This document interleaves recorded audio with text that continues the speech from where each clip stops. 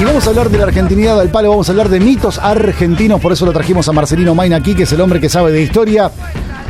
¿Qué es un mito, Marcelino? ¿Cuáles son los mitos argentinos?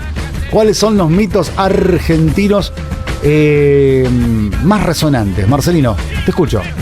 Y estuvimos viendo a partir de la letra de la Versuit la posibilidad de pensar qué datos, qué temas, qué personajes constituyen de algún modo la referencia básica de nuestra nacionalidad. El ADN de los mitos argentinos. Bueno, eso ya es un punto interesante porque nos obliga a hacer un esfuerzo por entender que existe algo que nos representa a la totalidad de quienes habitamos Argentina como bajo un criterio común, bajo una representación común. Ese es un punto muy fuerte. Y es tan fuerte que creo que podríamos tener en cuenta que el mito fundacional argentino es la Revolución de Mayo. Ese es el gran mito. Ese mito en el sentido de aquel lugar de referencia a partir del cual todos nos identificamos o todos pretenden identificarse como punto de origen de constitución de la Argentina.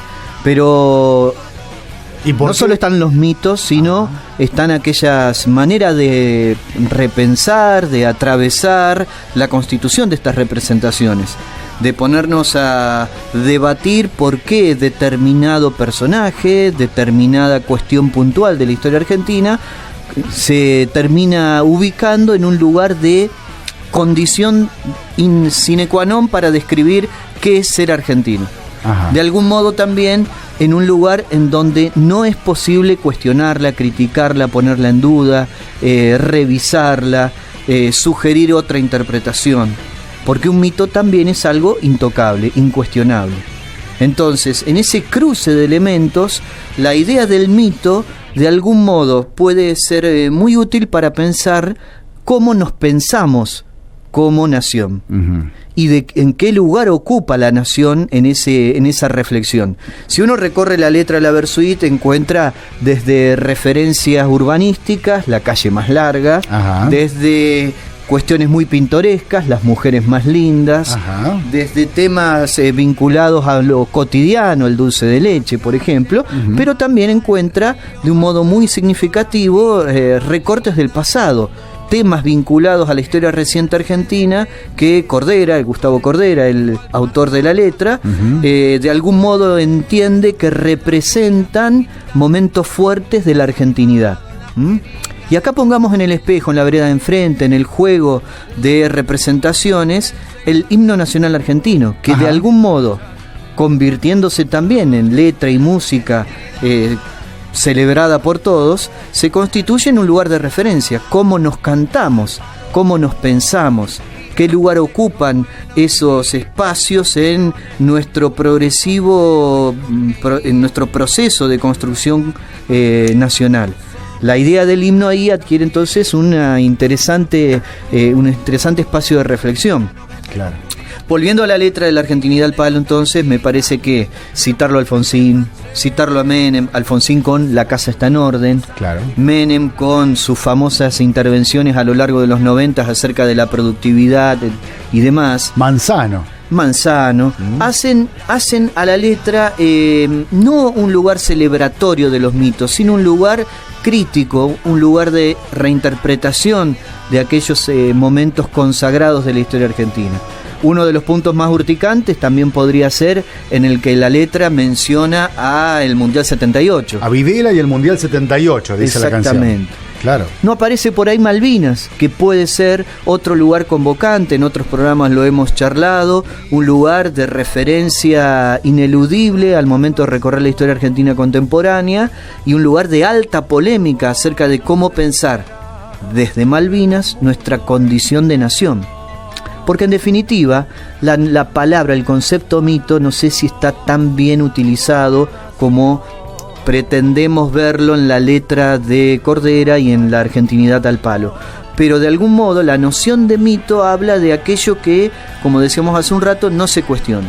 En cuanto a personajes, por ahí Sebrelli ha planteado revisar los grandes mitos argentinos a partir de la figura de Eva Perón, de el Che Guevara, de Carlos Gardel, de Maradona. O sea, pensemos la heterogeneidad de esas figuras las múltiples representaciones que giran en torno a ello, pero en el fondo, como para este autor de algún modo representarían rasgos, aspectos, retazos de nuestra condición de ser argentino.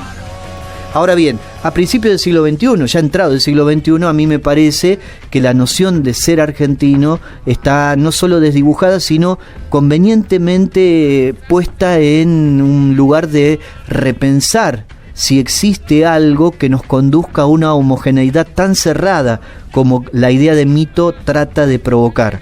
Porque la idea de mito, insisto, no solo indiscutible, sino que tiende a homogeneizar, tiende a una posición de unanimidad. Son rígidos los mitos. Claro, nadie lo discute.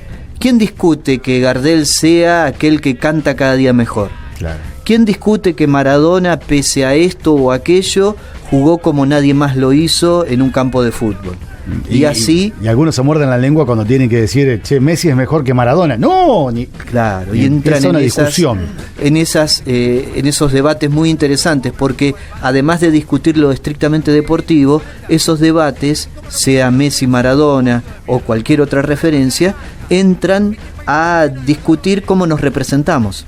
Claro. Si bajo la figura, entre comillas voy a decir, de cierta desprolijidad y polémica de Maradona, o la figura, nuevamente uso comillas, impoluta de Messi. Claro. Si la figura casi vinculada al barrio, entendido como aquel lugar en donde los niños crecen casi solos, Maradona, o la figura de la contención representada en un Messi que ha recibido ha atravesado una infancia y una juventud muy distinta. Ahí podría ponerse en juego un montón de cuestiones que hacen a esto de los mitos argentinos, abordados por muchos autores a lo largo de la historia argentina. Bueno, seguramente el oyente tendrá muy en cuenta la obra múltiple de Felipe Piña, que podría discutirse, debatirse, revisarse, y en donde, desde mi perspectiva, la noción de mito podría cuestionarse. ¿Por qué? Porque se vuelve a, por un lado, discutir lo que Piña entiende como la versión oficial de la historia argentina, todo un tema, y por otro lado a consagrar situaciones, referencias, acontecimientos, personajes en un lugar también de mito, en un lugar también de lo indiscutible. Claro.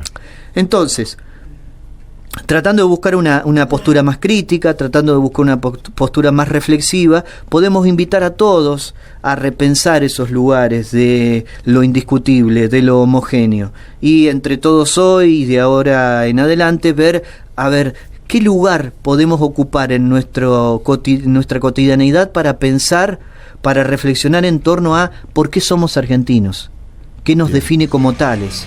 Claro. ¿Sí? Porque la cuestión de la nación tiene derivaciones a veces un tanto complejas, que hemos trabajado en otros programas, por ejemplo.